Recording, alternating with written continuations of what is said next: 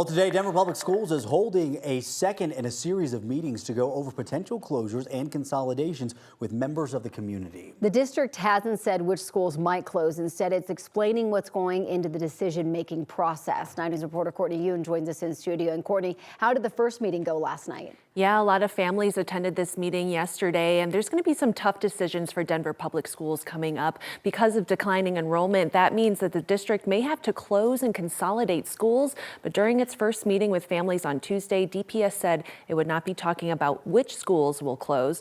Instead, the district says it's looking at areas with clusters of schools to be consolidated. It will also consider the number of students on free and reduced lunch and the distance between new schools for families if their current school were to close.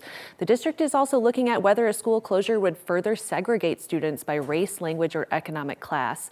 DPS blames declining enrollment, saying it's been a challenge for more than a decade with declining birth rates and families getting priced out of city limits. The district says it expects to serve 6,000 fewer students, a 9% decline, between now and the 2028-2029 school year. Dr. DJ Torres has a third grader at McMean Elementary. He says they want to make sure families have a say in the process.